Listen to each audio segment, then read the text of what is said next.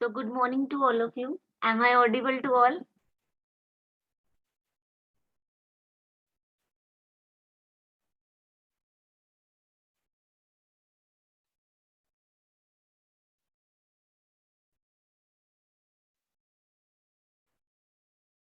तो हमने किया था ऑप्टिमाइजेशन टेक्निक। ऑप्टिमाइजेशन टेक्निक में सबसे पहले हमने क्या किया था, formulation, that how can we formulate our wording of problem into mathematical form, right. Mathematical form में हमने क्या किया था, हमने दो टाइप्स की थी, LPP that is linear programming problem और एनएलपीपी। लीनियर प्रोग्रामिंग प्रॉब्लम में क्या था, जब आपका ऑब्जेक्टिव फंक्शन और आपके सारे constraints, if you can write it in the linear form I have already told you that it is, if you can write it in the form a1 x1 a2 x2 up to so on an xn, then you can say it is linear programming problem. Otherwise no linear means if any of objective function or constraints is not linear, fine. उसके बाद linear programming problem ने हमने किया था standard form of linear programming problem. Standard form of linear programming क्या होती है कि हमने किया था three points, that the minimum value of each decision variable should be zero. इसका मतलब क्या था कि एक्स आई आपका हमेशा क्या होना चाहिए, greater than equal to zero. मतलब जो उसकी मिनिमम वैल्यू होनी चाहिए वो जीरो होनी चाहिए। राइट हैंड साइड आपकी हमेशा क्या होनी चाहिए, या तो जीरो या क्या होनी चाहिए, पॉजिटिव। और sign of all the constraint should be equal to type, ठीक है।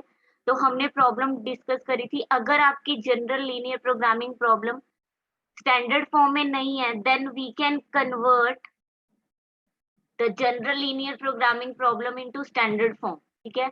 हमने एग्जांपल की थी इससे पहले, I will also write that example.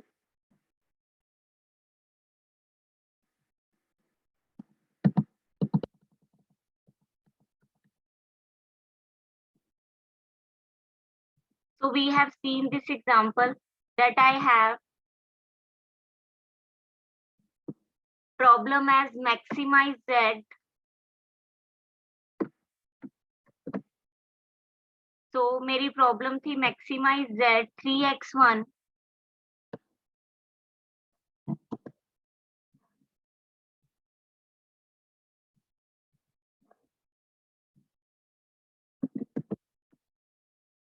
So I have this problem, maximize z 3x1 minus 2x2 plus 5x3 minus 7x4. This was the problem which we were discussing. और हमने कहा था, यहाँ पे जो आपके डिसीजन वेरिएबल हैं, कौन कौन से डिसीजन वेरिएबल हैं? Yes, what are your decision variables over here?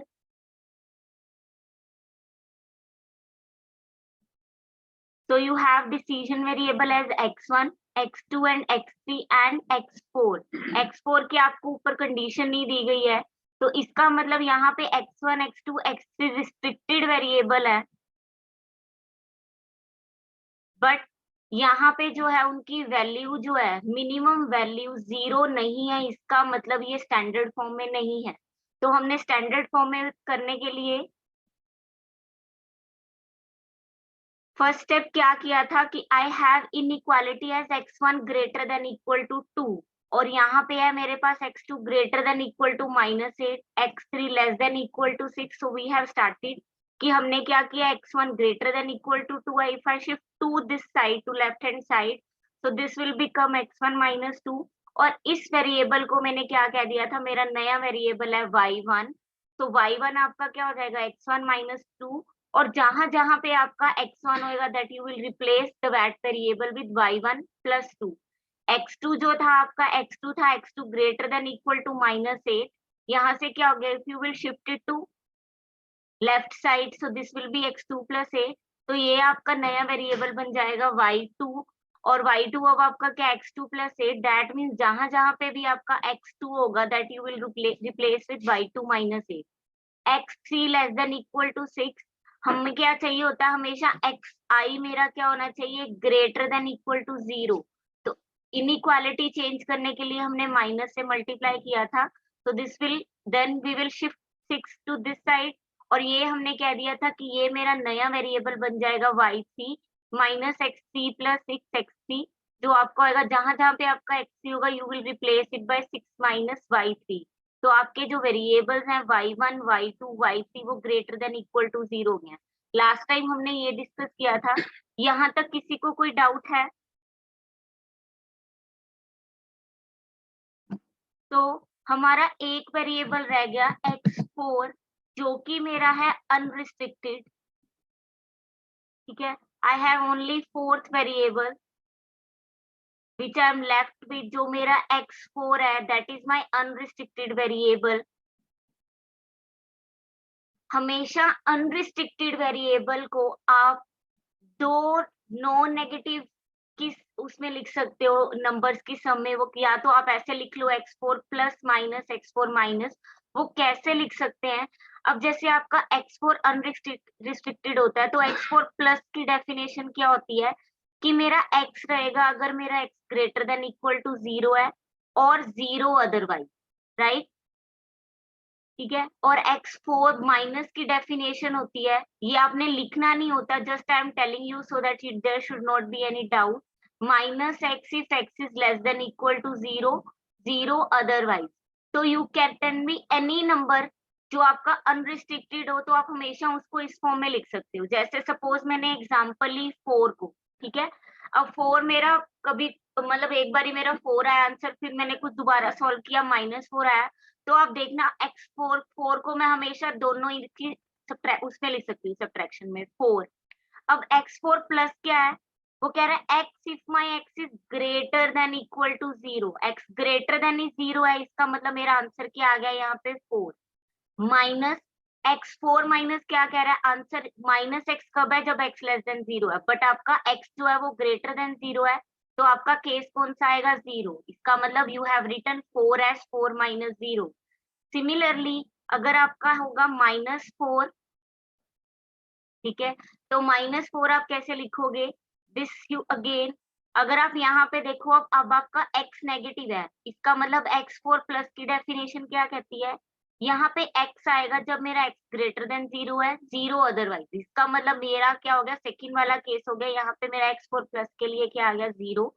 Minus यहाँ पे ये क्या कह रहा है? X x less than zero, मतलब अब एक्स मेरा क्या है? माइनस फोर, जो जीरो से छोटा है। तो आंसर क्या आना चाहिए? Minus of minus four. इसका मतलब आंसर क्या आया? माइनस। और वो क्या कह रहा है? जो आपका एक्स है वो आ जाए। तो आप देखो this will become negative negative positive, so you have 0 minus 4 as minus 4, fine. तो हमेशा जब भी आपका अनरिस्ट्रिक्टेड होगा, आपको ऐसे डेफिनेशन नहीं लिखनी, कोई भी आप ले सकते हो, ठीक है। तो यहाँ से देखो आपका एक्स फोर हमेशा क्या रह रहा है? Greater than equal to zero. X four minus भी क्या रह रहा है? Greater than equal to zero. क्यों? यहाँ से देखा ना आपने, ये जो आपकी क्वांटिटी आई जब आपका एक्स लेस देन भी था, तो भी ये greater than equal to zero ही रहा।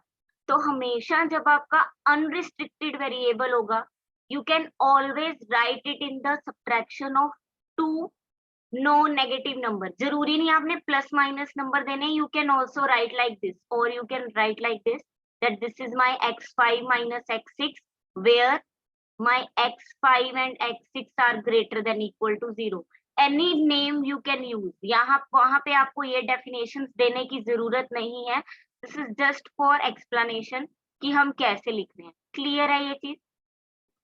यस और नो?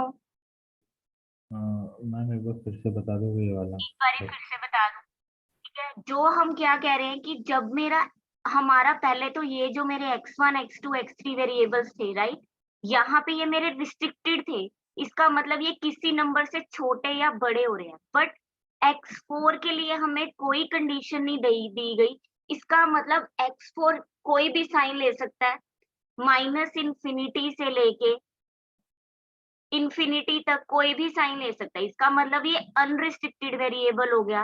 तो अनरिस्ट्रिक्टेड वेरिएबल को हम कह रहे हैं we can always write in the form कि हम दो नंबर्स की सब्ट्रैक्शन में लिख सकते हैं, और ये दो नंबर्स नॉन नेगेटिव होंगे। By the definition these are this number, कि एक्स फोर आपका प्लस होता है x greater than equal to zero. जब आपका एक्स आंसर आएगा x x greater than equal to zero, x four minus होगा minus of x x less than equal to zero. Example के लिए हमने यही देखा था क्या हम 4 को, जैसे 4 आंसर मेरा आया वो अनरिस्ट्रिक्टेड था, मतलब x4 ने मुझे आंसर दिया एक बारी 4, मैंने कुछ और प्रोसेस लगाया तो x4 ने एक बारी मुझे आंसर दिया -4। तो अब मेरा यहाँ पे ये साइन अनरिस्ट्रिक्टेड है, तो क्या मैं 4 को इन दोनों की सब्ट्रैक्शन में लिख सकती हूँ? तो हमने देखा कि कैसे लिख सकते हैं, डेफिनेशन देखो, 4x greater than equal to 0, यहाँ पे अब आपका x क्या है 4, 4 ग्रेटर देन इक्वल टू 0 है, इसका मतलब आपका आंसर क्या आना चाहिए, यहाँ पे 4 आपने लिख दिया, दिस इज 4 माइनस, यहाँ पे x 4 माइनस की डेफिनेशन क्या कहती है कि answer x less than 0, but आपका 4 लेस देन 0 तो नहीं है, इसका मतलब आपका इस वाले केस में आ गया 0 अदरवाइज, तो यहाँ पे क्या आ गया आपका 0। So you have written 4 as a subtraction of two non negative numbers. -4 को कैसे लिखा, अब यहाँ पे आपका -4 है, -4 0 से तो बड़ा नहीं है, राइट, इसका मतलब ये वाली कंडीशन तो सेटिस्फाई नहीं हुई, तो मतलब क्या आएगा, मेरा सेकंड वाला नंबर आएगा, राइट, 0 आएगा, तो यहाँ पे मेरा क्या आ गया 0 माइनस, क्योंकि हम क्या कह रहे हैं दोनों की सब्ट्रैक्शन, माइनस आ गया, फिर हमने x4 माइनस की क्या लगाई, डेफिनेशन लगाई, x क्या कहता है जब मेरा x लेस देन 0 है, अब मेरा x क्या -4 जो कि मेरा 0 से छोटा है, तो आपका आंसर क्या आना चाहिए, माइनस ऑफ x।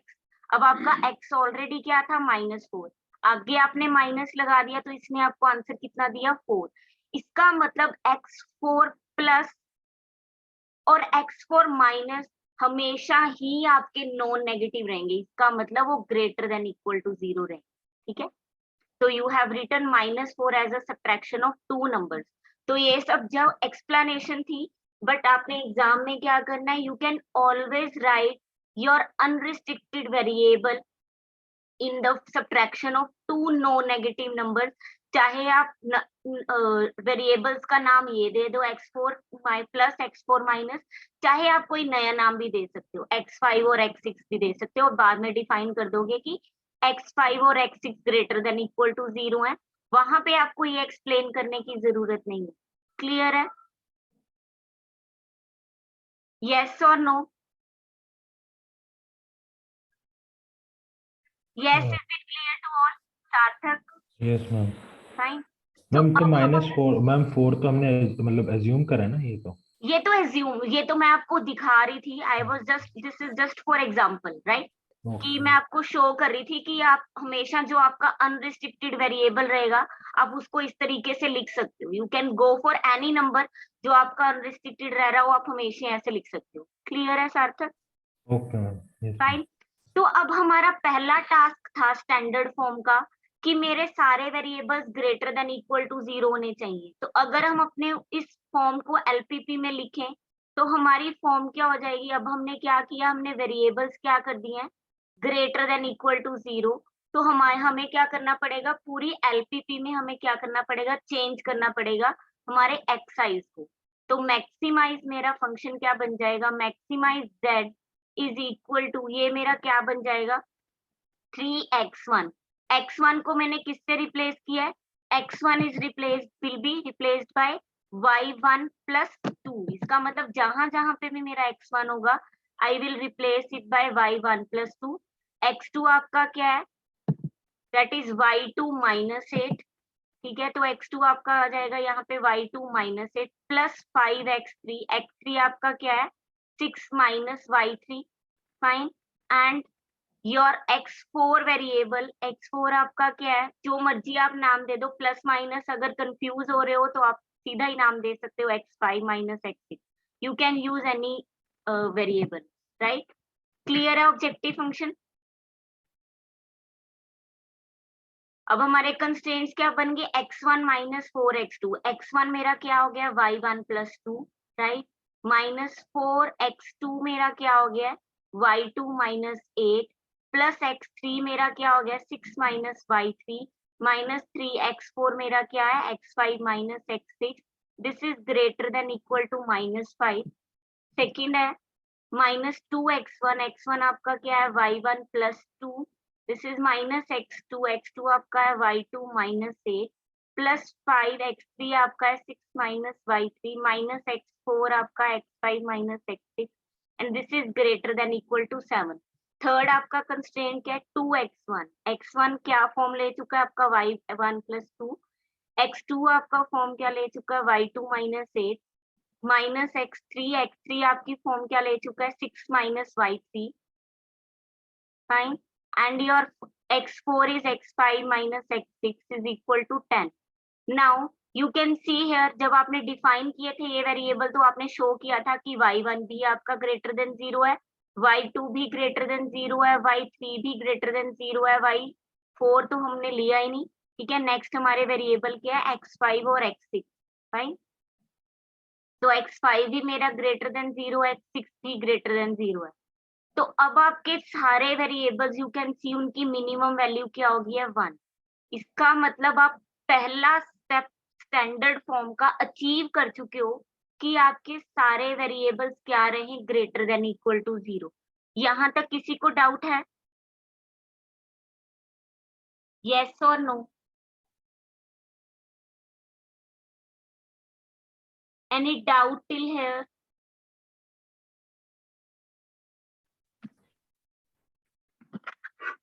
क्या अचीव करा हमने?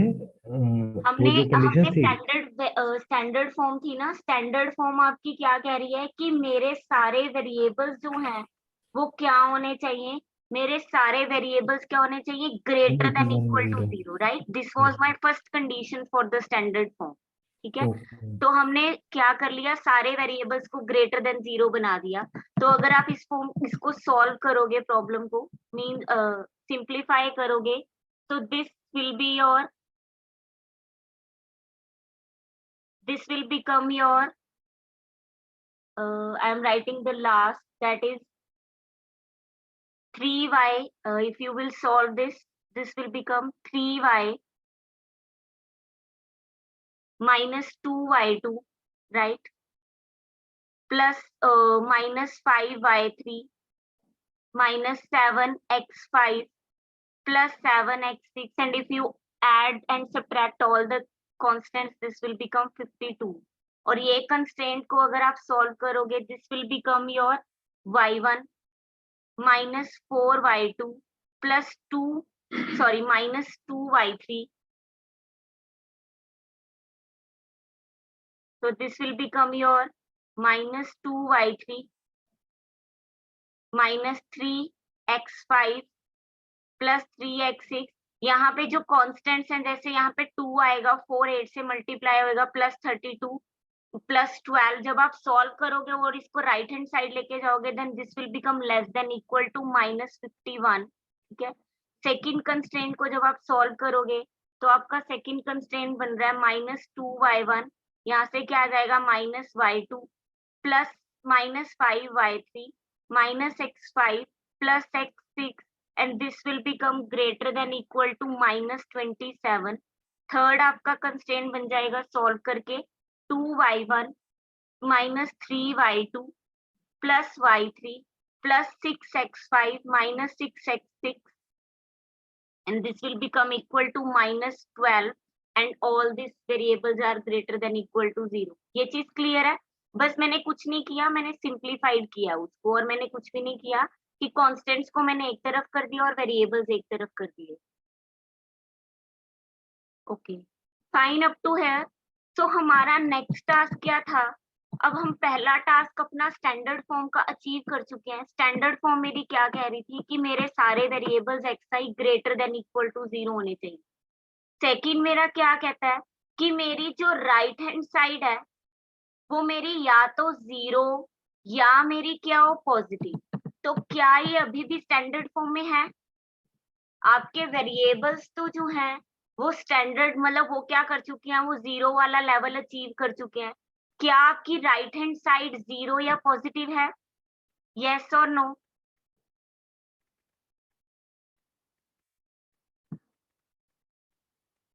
Yes, no, your right hand side is not negative, so not 0 और पॉजिटिव। तो नेक्स्ट टास्क हमारा क्या है, that we are making our right hand side 0 और पॉजिटिव, या तो क्या हो 0 और पॉजिटिव। तो ऑब्जेक्टिव फंक्शन में तो मेरा कोई चेंज नहीं आएगा, मैक्सिमाइज z वही रहेगा, मेरा ऑब्जेक्टिव फंक्शन वही क्या रहेगा, मेरा objective function 3y1 -2y2 -5y3 -7x5 plus 7x6, plus 52। Objective function में तो नहीं चेंज आया। राइट हैंड साइड हम पॉजिटिव कैसे बना सकते हैं? जैसे यहाँ पे आपकी राइट हैंड साइड क्या है, नेगेटिव, तो आप क्या कर सकते हो, अगर आप दोनों तरफ -1 से मल्टीप्लाई कर दो तो क्या बन जाएगा? No no, not shift, because right hand side should be 0 और पॉजिटिव। आप शिफ्ट करोगे तो वो आपको हमेशा, जब आपको सॉल्व करना है, यहाँ पे बी तो आपको रखने ही है, that you can not shift over here. यहाँ पे जो आपकी यहाँ पे जो आपकी लेफ्ट हैंड साइड जो मैट्रिक्स बनती है शिवम, वो आपकी सिर्फ वेरिएबल्स की कोफिशिएंट मैट्रिक्स होनी चाहिए। राइट हैंड साइड आपकी या तो 0 या positive. You got my point Shivam, what I mean to say? Okay, so what you can do to make it positive, you can multiply it by -1. So if you multiply it by -1, तो आपकी right hand side जो है वो क्या हो जाएगी? वो negative थी तो वो क्या हो जाएगी? पॉजिटिव। तो अगर आप नेगेटिव से मल्टीप्लाई करोगे, आपका क्या बन जाएगा? -y1 plus 4y2 plus 2y3 -3x5 plus 3x6, यहाँ पे क्या आ जाएगा? 51। क्या मेरा इनइक्वालिटी पे कोई फर्क पड़ेगा? यस और no? Will my inequality will be change?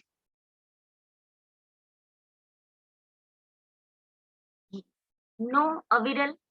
अगर आप कहते हो x ग्रेटर देन 6 है, अगर आप माइनस से मल्टीप्लाई करो, माइनस जैसे x नहीं, ठीक है, हम 2 सिर्फ चेंज हो नंबर का गया। ले। अविरल, जैसे आपने कहा 2 आपका ग्रेटर देन 3 है, सॉरी 2 इज लेस देन 3 है, ठीक है। इफ यू से 2 लेस देन 3, तो अगर आप दोनों तरफ माइनस से मल्टीप्लाई करोगे तो तभी भी क्या आपका -2 -3 से छोटा है?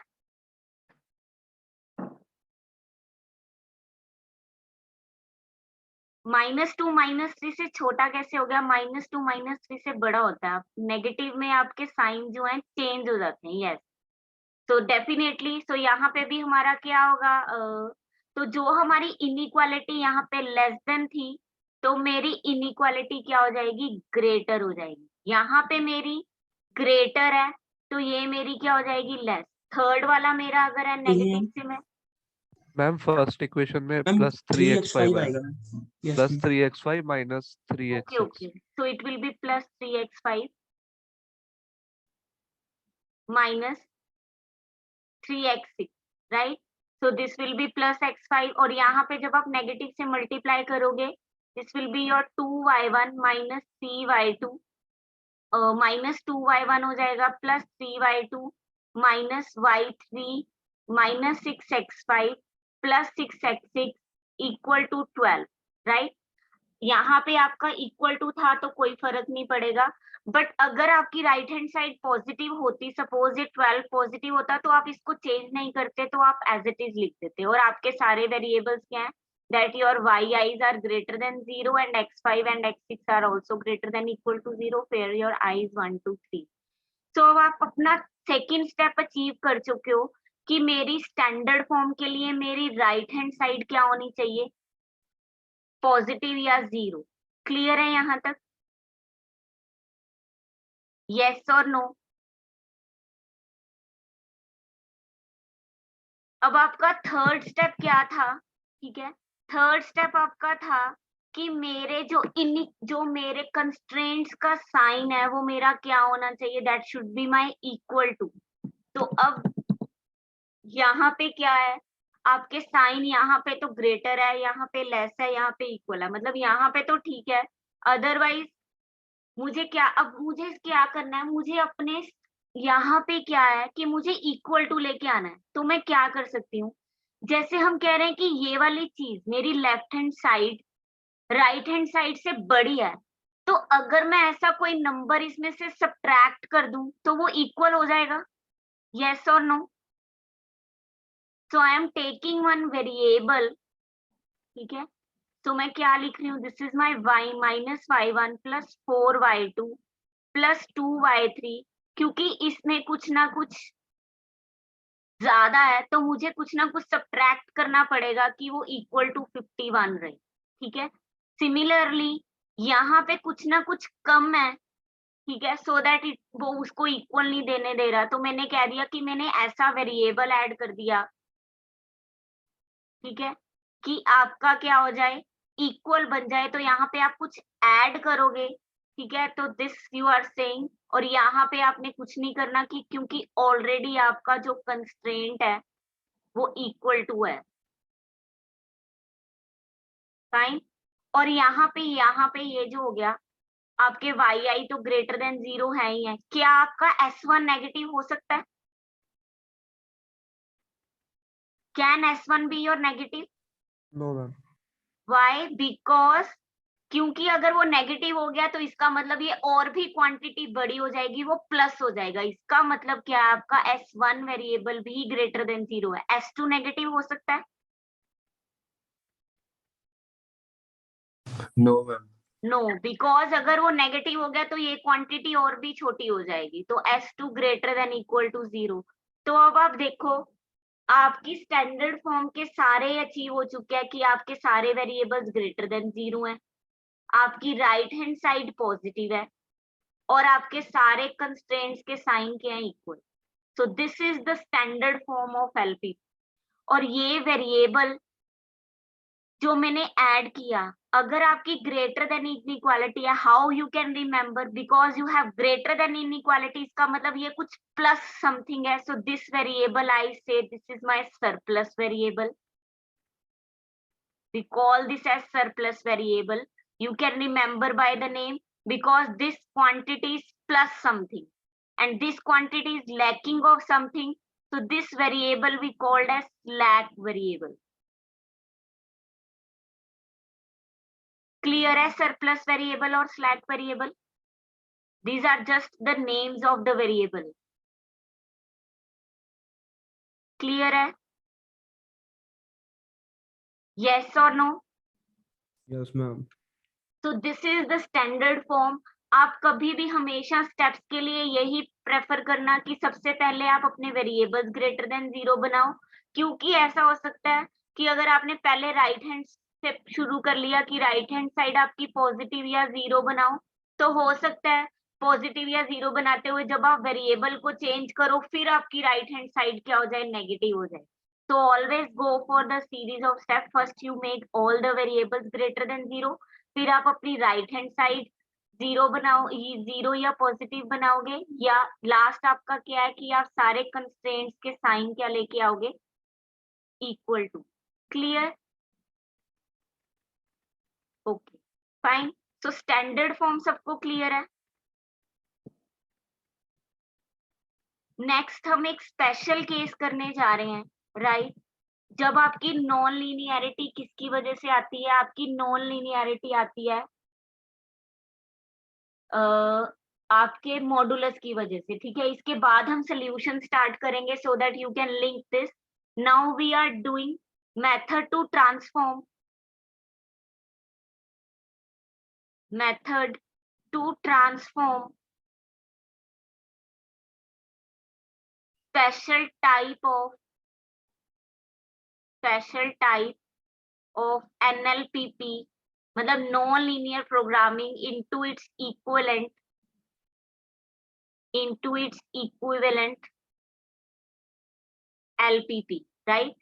अब नॉन लीनियरिटी ऐसा नहीं है कि आप सारे ही केसेस कर सकते हो। नॉन लीनियरिटी में हम सिर्फ वही वाला केस कर रहे हैं when there is modulus present, क्योंकि हमने किया था, ठीक है, कि मॉडुलस को जो है आप हमेशा इस फॉर्म में नहीं, मॉडुलस को आप नहीं लिख सकते इस फॉर्म में, तो इसकी वजह से ये आपका क्या बन जाता है, नॉन लीनियर बन जाता है, ठीक है। तो ऐसा नहीं है कि क्योंकि ऐसा नहीं है कि अगर आपका ऐसा फॉर्म है a1x² प्लस a2x2, इसको भी आप एलपीपी में कन्वर्ट कर लोगे। It is not possible to always convert NLPP into LPP, but अगर आपका उसमें मॉडुलस प्रेजेंट है, सिर्फ मॉडुलस की वजह से आपकी नॉन लीनियर बन रही है, तो आप उसको उसकी इक्विवेलेंट मतलब उसको लीनियर बना सकते हो। अगर लीनियर बना सकते हो तो ऑब्वियसली तो आप उसको उसकी स्टैंडर्ड फॉर्म में भी कन्वर्ट कर सकते हो। क्लियर है मैं क्या कहना चाह रही हूँ? यस और नो? तो अब यहाँ पे क्या होगा, मैं बताए मोन, जब भी आपका कोई भी आपका क्या होगा कि आपका मॉडुलस प्रेजेंट है, कोई कंस्ट्रेंट में भी, मतलब इस तरह से प्रेजेंट है a11 a12 x2, ठीक है, प्लस a1n a1xn, कोई भी वेरिएबल an xn। तो अगर आपका मॉडुलस प्रेजेंट है तो आप इस मॉडुलस को हमेशा लिख सकते हो sum of two negative non negative numbers, जैसे हमने अनरिस्ट्रिक्टेड के लिए किया था। बेसिकली जो आपका मॉडुलस भी होता है वो भी अनरिस्ट्रिक्टेड होता है, बट आपका मॉडुलस आप लिख सकते हो नॉन नेगेटिव सम से, ठीक है, नॉन नेगेटिव नंबर्स। और जो आपकी अंदर वाली क्वांटिटी होती है, इसका मतलब इनर वाली क्वांटिटी, मतलब मेरी ये वाली क्वांटिटी को मैं लिख सकती हूँ वही, क्योंकि वो unrestricted, that means the difference of the same two non negative number. वही डेफिनेशन से कि अब जैसे देखो मेरा मोड एक्स, हम एग्जांपल लेके वो करके चल रही हूँ, मोड एक्स को मैं क्या कह रही हूँ कि सम ऑफ टू वेरिएबल लिख सकती हूँ, मतलब मैंने क्या कह दिया, एक्स प्लस और एक्स माइनस, ठीक है। एक्स प्लस वही डेफिनेशन दे रहा है क्या, कि एक्स है जब आपका x greater than equal to zero है, जीरो अदरवाइज। एक्स माइनस है, ठीक है, तो आपका एक्स माइनस क्या है कि minus of x when my x is less than equal to zero, zero otherwise, वही डेफिनेशन है। अब आप मोड का देखे चलो, ठीक है। और मैं अंदर वाला क्या कह रही हूँ कि inner x I can write as the subtraction of these two no negative numbers, और ये हमने अभी किया है कि ये हमेशा मेरा ग्रेटर देन जीरो रहेगा और ये भी मेरा ग्रेटर देन जीरो रहेगा। तो you can take any example, हम कुछ भी लेते हैं, जैसे 5 मैंने लिखना है, ठीक है।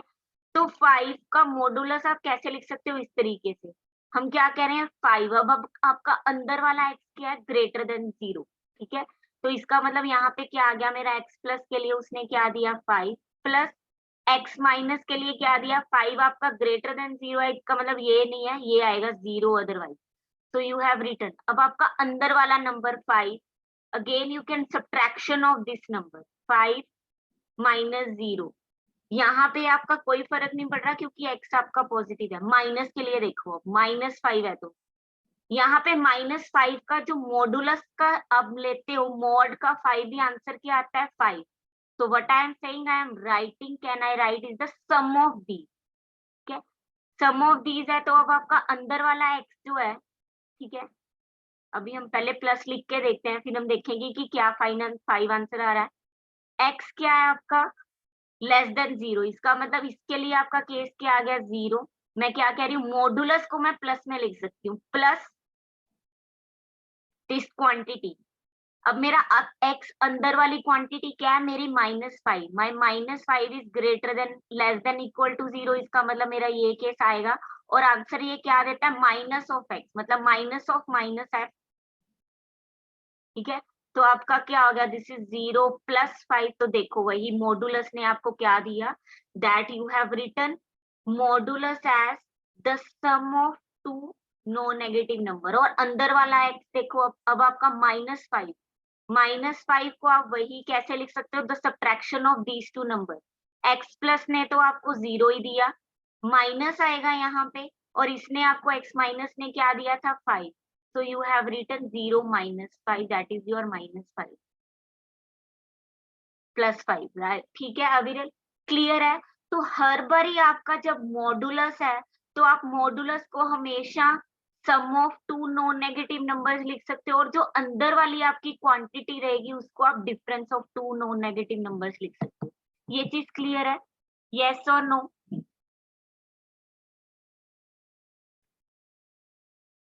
तो एग्जाम्पल करते हैं तो क्लियर हो जाएगा ज्यादा। So we have example, minimize z. Suppose I have example as minimize z is equal to 3x1 plus 2x2 minus x3 subject to, now I have 2x1 plus 4 times 2x2 minus 3x3 mod, that is less than equal to 8. And next constraint I have 3 times mod of x, mod of 4x1 minus 3x2 plus 5x2 x3 sorry, this is greater than equal to 15 and x1 greater than equal to 0, x2 is greater than equal to 0 and x3 is greater than equal to 0. So one more thing over here, जब आप यहाँ पे modulus लिखोगे, ठीक है, तो आपने mode को तो चेंज कर देना है कि आप सम ऑफ टू नंबर्स लिख सकते हो, साथ में ही आप क्या एक और कंस्ट्रेंट हमेशा ऐड करोगे कि जो आपकी अंदर वाली क्वांटिटी है वो उनके डिफरेंस के इक्वल है, ठीक है। तो हम यहाँ पे देखते हैं, क्या ये मेरी लीनियर प्रोग्रामिंग प्रॉब्लम है? Is this my linear? Yes और no? No. Why? Because my modulus is present in the first constraint and second constraint. तो हम क्या कर रहे हैं? Convert, if the question is that you have to convert non-linear programming problem into its equivalent,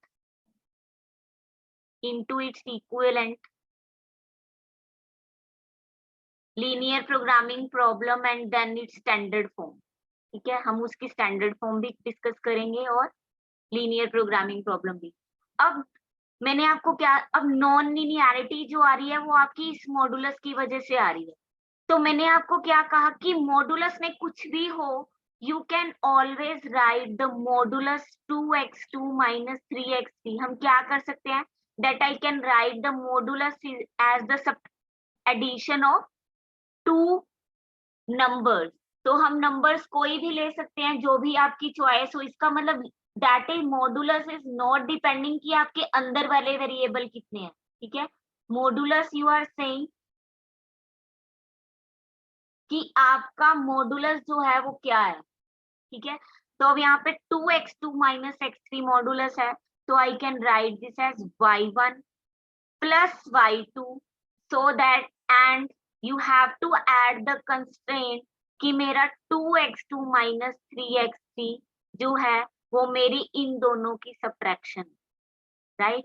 the similar 4x1 minus 3x2 you can right, because ये दोनों same नहीं है तो आप कोई भी और वेरिएबल्स डिफाइन कर सकते हो। This is y3 plus y4 and you will add the constraint कि मेरा 4x1 माइनस 3x2 अंदर वाली क्वांटिटी मेरी किसके इक्वल है, y3 माइनस y4 की। ये चीज क्लियर है? यस और नो? और ऑब्वियसली आपके जो y1 और y2 हैं वो ग्रेटर देन इक्वल टू 0 रहेंगे। मैंने आपको डेफिनेशन ऑफ की ऑलरेडी बता दिया है। y3 y4 भी आपके ग्रेटर देन इक्वल टू 0 रहेंगे। तो अब आपका क्या हो गया, फाइन। तो अब आपको ऑब्जेक्टिव फंक्शन में तो कोई चेंज नहीं आएगा। आपकी ये प्रॉब्लम क्या बन जाएगी, that is my minimize z, right. Objective function आपका सेम रहेगा, आपका चेंज क्या होगा कि मॉडुलस को आप कैसे लिख दोगे, I can write my modulus as 2x1 plus, modulus अब किससे रिप्लेस हो जाएगा, 4 टाइम्स मॉडुलस को मैंने क्या लिखा, y1 plus y2, right, less than equal to 8। And second constraint जो है मेरा, सेकेंड कंस्ट्रेंट क्या कह रहा है, दैट इज 3 टाइम्स मॉडुलस को मैं कैसे लिखूंगी, y3 plus y4 plus 5x3 greater than equal to 15।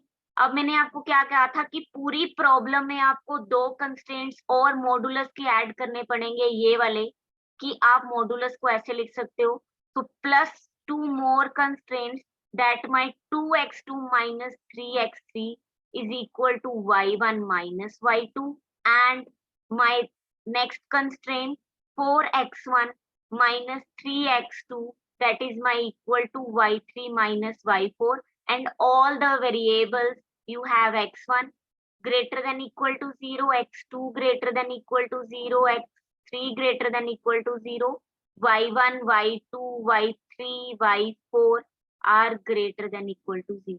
Clear है? मैंने NLPP को कैसे कन्वर्ट किया, सपोज इसकी जगह आपका इस तरह का भी कंस्ट्रेंट होता कि 2x1 plus 5x2 minus 3x3, मतलब कुछ और वेरिएबल्स भी होते प्लस x4, तभी भी ये नहीं है कि आपने 4 वेरिएबल्स लेने हैं। You will always write this as sum of two no negative number, और आपकी अंदर वाली क्वांटिटी क्या हो जाएगी 2x1 plus 5x2 minus 3x3 plus x4 equal to the subtraction of these two number. ये कंस्ट्रेंट्स आप एक ऐड कर दोगे अपनी प्रॉब्लम में, और जहां पे आपका मॉडुलस होगा, मॉडुलस को जो आप एज्यूम करके चल रहे हो उनको सम लिख दो। क्लियर है यहाँ तक? यस, आस्तिक, अदिति, दिव्या, हिरल, जतिन, अविरल, क्लियर है सबको? Yes, ma'am. फाइन। सो हमने अब आप देखो, आपकी सारे जो आपका ऑब्जेक्टिव फंक्शन तो लीनियर ही था, अब आपके कंस्ट्रेंट्स भी क्या हो चुके हैं, लीनियर हो चुके हैं, राइट? लीनियर हो चुके हैं तो आप अब वही आपके अगर आपने स्टैंडर्ड फॉर्म में कन्वर्ट करना है तो आप देख सकते हो यहाँ से कि आपकी इनइक्वालिटी तो जो है, आपके मिनिमम वैल्यू तो आपकी 0 ही है, ठीक है? तो मतलब ये वाला तो सेटिस्फाई हो ही रहा है कि मेरे सारे वेरिएबल 0। राइट हैंड साइड भी अगर आप देखो पॉजिटिव है, बट इसके लिए आपको क्या करना पड़ेगा, you have to shift the variable to this side, 2x2 minus 3x3, क्योंकि आप हमेशा वेरिएबल्स अपने लेफ्ट हैंड साइड रखते हो, और जो है आपके कांस्टेंट्स जो आप इस साइड रखते हो। So this will be 4x1 minus 3x2 minus y3 plus y4, this is equal to 0। तो अब आपकी राइट हैंड साइड या तो 0 है या पॉजिटिव, तो आपका सेकंड भी सेटिस्फाई हो गया। Sorry, inequality here will be less than and greater than, so here it is less than and it is greater than। Same अगर आपने इनइक्वालिटी क्या बनानी है, इक्वल बनानी है, सॉरी यहाँ तो इक्वल ही है, यहाँ पे आपकी इक्वालिटी जो है इक्वल है, इन दोनों में क्या है, because this is lacking of something, तो आप यहाँ पे क्या ऐड कर दोगे, I will add my slack variable in this case, so I will add s1 is equal to 8, and this constraint will be changed into 3y3 plus y4 plus 5x3 and minus s2, and this will be equal to 15। तो आपके जो है s1 और s2 भी जो है आपके greater than equal to 0 है। so this is your standard form। अब आपके पहले कंस्ट्रेंट कितने थे, 2 कंस्ट्रेंट्स थे, 2 मॉडुलस प्रेजेंट होने की वजह से आपके 2 कंस्ट्रेंट्स और बढ़ गए। क्लियर है? So this is your final standard form of LPP।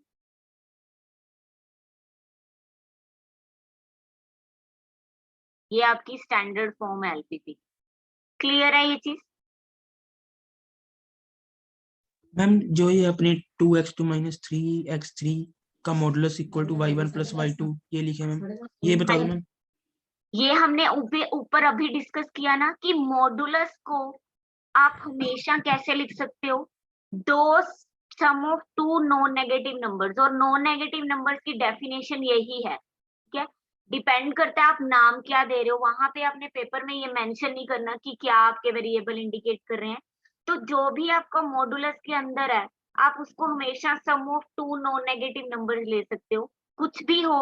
मतलब मैंने x के लिए लिखा x प्लस x माइनस, तो इसका मतलब अगर ये आपका कंस्ट्रेंट है तो this you can always write as, ma'am may you please repeat which one is surplus? Okay, I will repeat, Aviral। So this you can always write the sum of 2 negative numbers, कुछ भी हो अंदर, you can always represent it into sum of 2 variables। उसके साथ आपको ये constraint लगाना पड़ेगा कि जो आपकी अंदर वाली फॉर्म है, this you can write it as this is your y1 minus y2।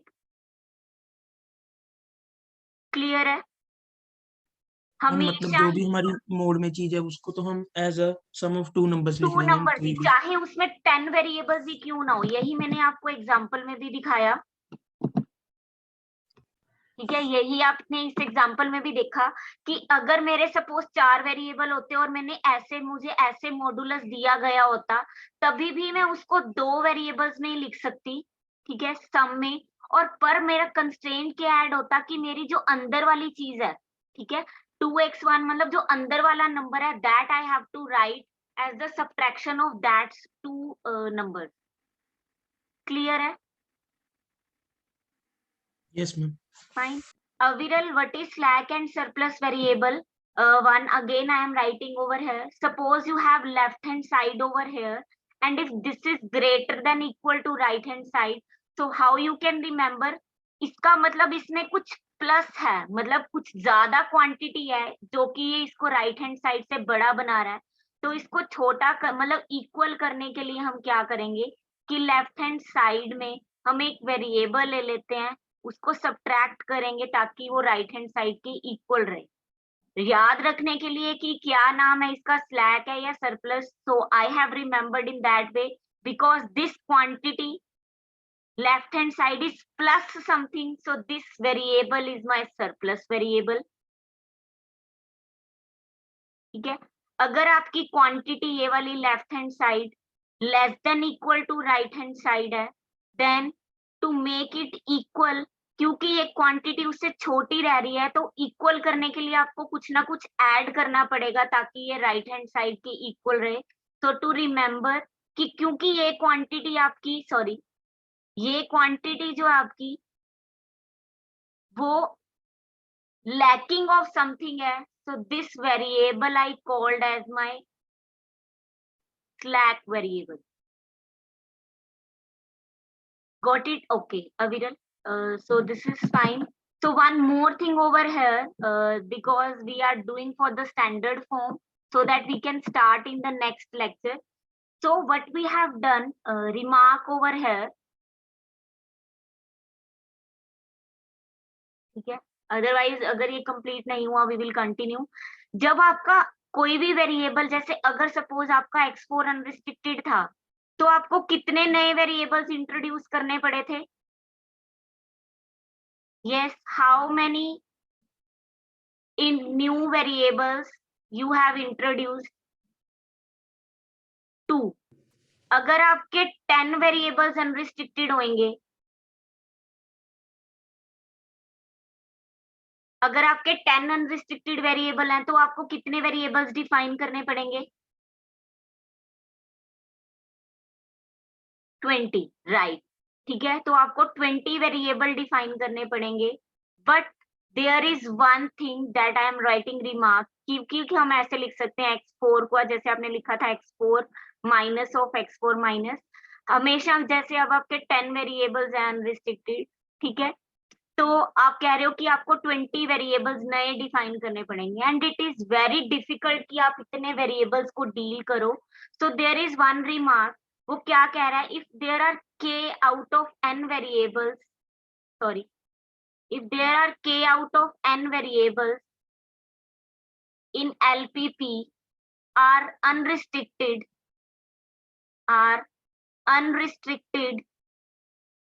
then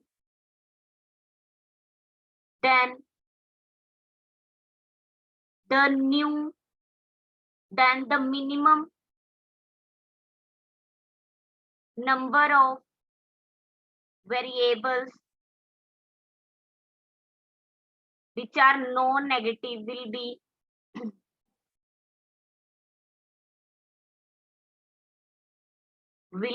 k plus 1।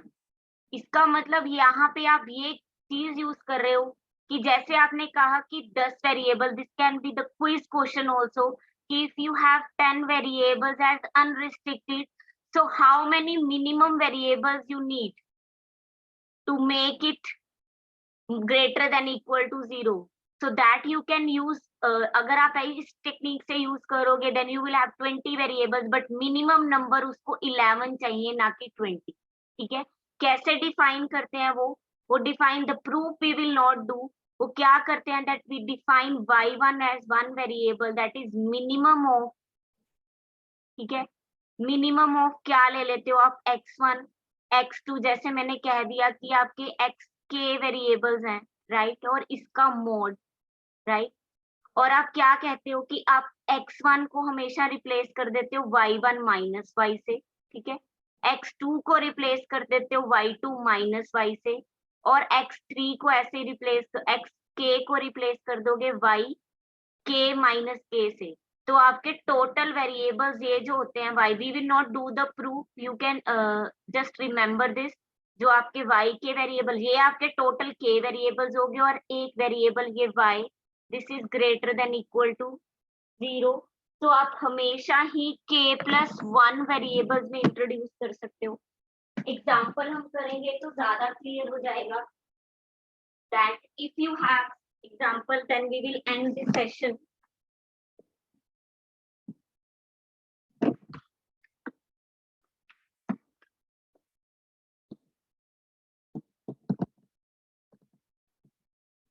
तो सपोज यहाँ पे अगर आपकी एग्जाम्पल होती just 1 minute, I will take maximum 1 minute to right.